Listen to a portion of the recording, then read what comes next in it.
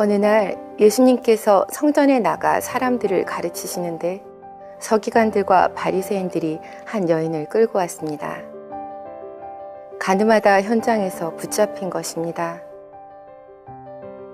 수치와 두려움으로 떠는 여인을 앞에 두고 그들의 눈빛에는 일말의 동정심도 없었습니다. 모세는 율법에 이러한 여자를 돌로 치라 명하였거니와 선생은 어떻게 말하겠나이까? 율법은 반드시 지켜야 하는 하나님의 명령입니다. 그러나 율법을 따라 돌로 치라 한다면 평소 원수도 사랑하라 하신 예수님의 가르침을 스스로 뒤집는 것과 같습니다.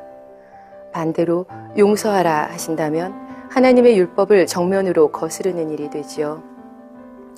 예수님은 아무 대답 없이 돌연 몸을 구부리고 손가락으로 땅에 무엇인가 쓰기 시작하셨습니다. 사람들이 계속해서 대답을 재촉하자 너희 중에 죄 없는 자가 먼저 돌로 치라 하시고는 땅에 쓰기를 계속하셨지요.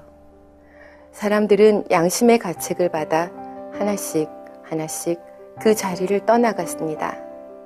예수님께서는 율법을 거스르지 않으면서도 여인을 살리신 것입니다. 종종 사람들은 율법과 사랑을 반대되는 것이라고 생각합니다. 그러나 사실은 동전의 양면처럼 밀접한 관계에 있지요. 사랑하는 사람의 말은 뭐든지 들어주고 싶습니다.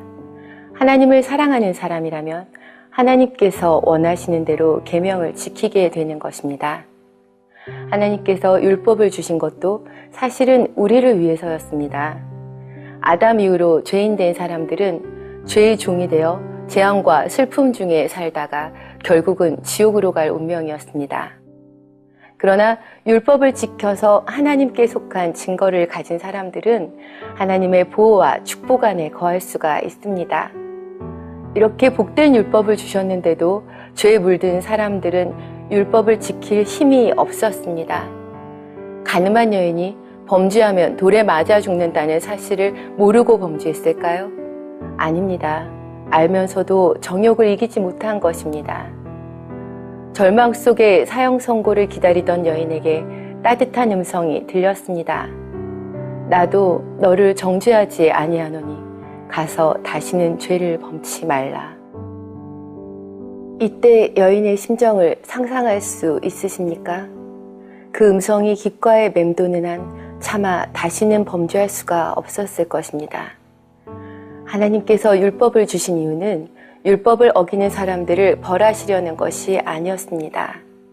계명을 지켜 행함으로 우리가 재앙과 저주에서 지킴받고 행복하게 살도록 하시려는 것이었지요. 예수님께서는 아버지 하나님의 마음을 잘 아셨습니다. 그러기에 여인을 정죄한 것이 아니라 사랑으로 율법을 지킬 수 있는 능력을 주신 것입니다. 율법에 비춰보면 우리도 이 여인보다 의롭지 않습니다. 모두가 죽을 수밖에 없는 죄인이었지만 예수님께서는 우리의 죄값을 대신 치러주셨습니다. 율법을 무시하고 무조건 용서하신 것이 아니라 죄 없으신 하나님의 아들이 참혹한 십자가를 지고 생명으로 대속해 주신 것입니다. 그 십자가의 사랑을 가슴에 새긴 사람은 이제 죄에서 떠나게 됩니다.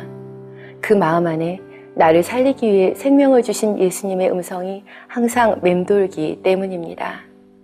이것이 사랑으로 율법을 완성하시는 하나님의 방법입니다.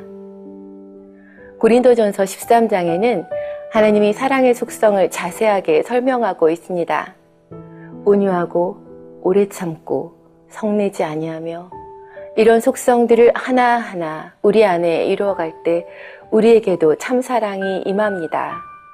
이 복된 말씀을 통해 하나님을 첫째로 사랑하며 이웃을 내 몸같이 사랑하여 율법을 온전히 이루실 수 있기를 기원합니다.